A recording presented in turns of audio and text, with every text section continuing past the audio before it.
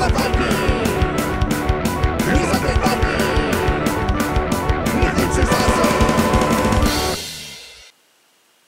everyone, it's me, Undead Viking. I'm here to talk to you about this game called You Dirty Rat.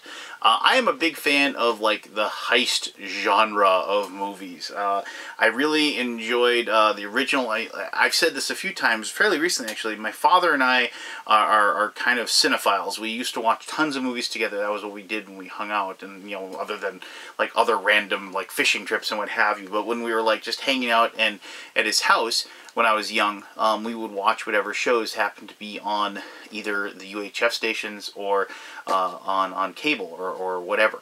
And I remember being acquainted with like the original Ocean's 11 at a young age, and I thought that was a really cool movie.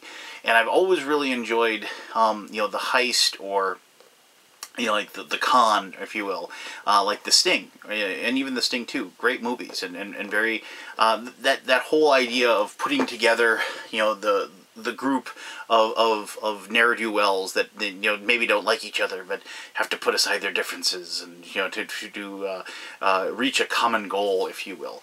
And I like that, and that is like the theme of You Dirty Rat. You are a mastermind. You are a controller of a team of ne'er-do-wells that are trying to do a successive series of heists, and you kind of gather these people onto your team, and then through a judicious use of their abilities and also putting them together in teams to commit heists, you then try to gather up the most amount of money in kind of a race, because the game isn't timed as far as a certain number of rounds. It is based upon the usage of the board, the usage of the heist, the usage of the money, the usage of the cards. When those things run out, the game ends, and so it's kind of a race to see who can do the best job at getting the most money possible before the game is over. So let me show you exactly how to play You Dirty Rat. Shouldn't take very long. It's a pretty simple card game with a lot of depth, however.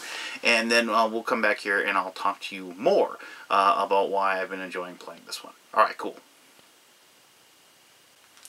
Alright, this is the game of You Dirty Rat, and I have gone ahead and set this game up for 4 players. You can tell that because of the fact that all of the heist decks are out there. You'll notice that in the bottom right corner there is a number of players, 2+, 2+, 2+, 3+, or 4+. So if we only had 2 players, we'd only be using these 3 decks of heists. However, because we have 4, we're both including the 3+ and the 4+ as well. To begin the game, each person will get the same 3 ringleader cards: a pickpocket, a thief, and a mastermind. And you'll notice that they are the 3 colors of red, green, and blue. And you'll also notice that on these heists, those colors are also present. And those are the colors of the cards that you have to play to claim that heist, and like say that you've committed that crime and earn the reward for doing so. Each person will also begin the game with 3 chits of $1,000 each, and there's the big giant pile of chits that are over here, and this is where you'll be gaining your money as you play. The winner of the game was whoever has the most money, so those chits are basically the victory points for the game. To begin the game, each player will also get 3 extra specialist cards. I'm just going to draw 3 for myself here, and that will form your starting hand. There is no hand limit in this game. You can have literally as many specialists as you can draw, depending on as far as the cards that you have that allow you to draw more specialists. So you never have to discard down to a certain number. So let's see what we got here. Well, we have the 3 specialists that we normal. The Mastermind allows you to draw 3 specialists and then discard 2 and add 1 to your hand. Pickpocket allows you to steal $2,000 from one person. That's actually pretty good because of the fact that, you know, since that's the victory points, you're taking victory points away from somebody and giving it to yourself. And the Thief allows you to steal $2,000 from the town, which is over there. The Fall Guy, reveal a specialist from your hand and immediately take its action, then return it to your hand, so the Fall Guy can just kind of replicate another one of your specialists that you have. The Fixer, you draw 2 specialists, choose 1 and discard the other, kind of like the Mastermind, just a little bit worse. And then the Dirty Cop, steal $1,000 from every opponent's stash for each team in their hideout. So, you might be saying, what's your hideout? Your hideout is this. It's just a spot in front of you, and you have to kind of imagine that you have 3 locations, well, technically 4, but you have 3 locations, 1, 2, and 3, which are the nights. Night 1, Night 2, Night 3. And then you have a refresh area over here. You're either going to be placing 1 card from your hand and taking the action that that card gives you. So, like, you know, playing the pickpocket and you're stealing $2,000 from somebody. That is your action. or you're going to formulate a team that is going to be able to commit one of these crimes that is out there. So you could take the Fall Guy and like these three. You could take the Fall Guy, the Fixer, and the Dirty Cop. You could put that together as a team, and you can say, that's my team that's going to go, and they are going to do this. They're going to commit the criminals clash in the street, and then steal $1,000 from each opponent's stash.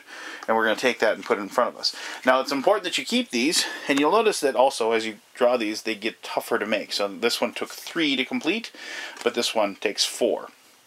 But the rewards get better. Like this one says steal $1,000 from each opponent, but then also draw 1 specialist. So you get to draw a free card. But you'll notice that down here it says the pink chain bonus. If you have 2 of these cards, you get an extra $2,000 in the game. If you have 3 of these, it's worth 4, and if you have all 4, it's worth $8,000 extra dollars at the end of the game. And of course, that's added to your total. So on the next turn, when you go, you'll take this and you'll move it down 1, and like to night 2, and then you'll go. And so like we have these 3. Maybe nobody else completed a heist. I'm probably sure somebody would have, but just for the sake of showing how the game is played, maybe we go ahead and put the Mastermind down. That allows us to draw 3 cards off the top, pick 1, and discard the other 2. And so we got the Counterfeit, allows us to steal $1,000 from everybody. The Wheelman, choose a team and return those cards to your hand, except for 1. And the Con Man, steal $2,000. So I like the Counterfeit. I like taking money from everybody. So we take that one, we put that down there, and then we keep that. So now we have the 3 cards in your hand. So it goes around again. You know, maybe one of these heists got taken, like somebody else took this one, somebody else took that one. And so then we move this one down to night 3, to night 2. Once again, I kind of look, I can't really do a heist, which kind of stinks. But, you know, why don't we, you know, take $2,000 from somebody. We're going to go ahead and play that. And then goes around. And now this one will go into what's called the refresh phase. And this one moves down here, like so.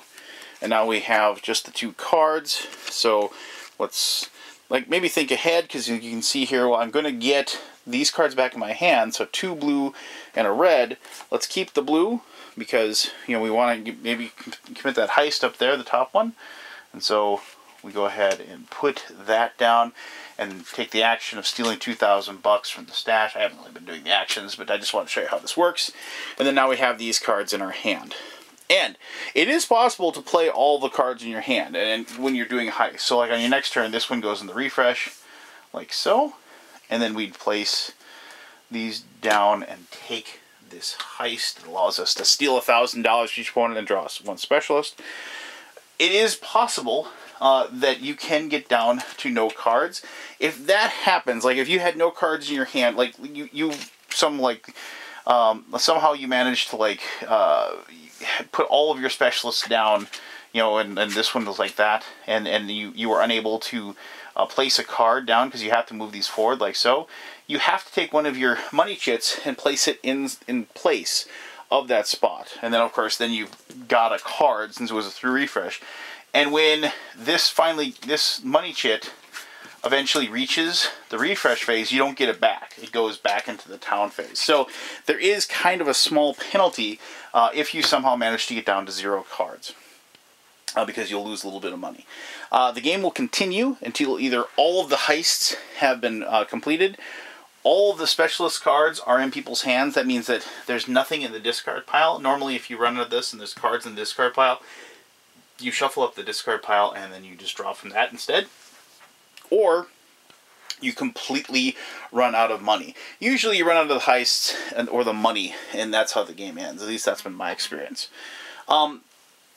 The game has a lot, like any game like this where you have like a hand of cards and you're just you know, doing the process of like having like, you know, the cards either do one thing, you know, like what the card tells you, or they're used for as a resource basically. It hinges upon the fact that like you have to timely usage of the cards and the most beneficial use of the cards given the time. You never want to put yourself in a situation where you've used up the cards that you desperately needed to take a heist, and you're like looking vainly at them as they slowly creep their way through the knights to eventually get them back in your hand, because then you have that moment where you might take them back, but the cards, the card that the heist that you could have taken that would have been really beneficial for you, has already been taken by somebody else. And that's what I really like about this game. I love the timing mechanism, and I love the dual nature of the cards, and like the fact that it rewards clever planning and planning ahead as well. And plus, it's one of those perfect kind of take that type games where the focus isn't completely on just the take that atmosphere. It isn't just you beating each other up constantly. It is also just opportunistic take that, if you will. Because the take that part of it isn't the main focus of the game. But let me tell you exactly what I think of the game and expand on that a little bit further in my conclusion, and I'll do that right now. Alright, thank you very much for taking the time to watch the gameplay portion of the video. As I said, this game does have some take-that actions that go on. I mean, you're stealing points from people and putting them in your own pile, for one. There's a couple of people, like, the Inside Man, allows you to steal somebody else's specialist, and you take them, and then you immediately get to use them. Or the Blackmailer allows you to take somebody's heist. So, like, somebody who says, I'm going to get a bunch of bonus points. Oh, no, you're not, because I'm going to give you this, green heist that doesn't help me at all, but I'm going to take your red heist. Now I've got 3 red heists, and instead of you having 3, and so I'm going to get extra bonus points.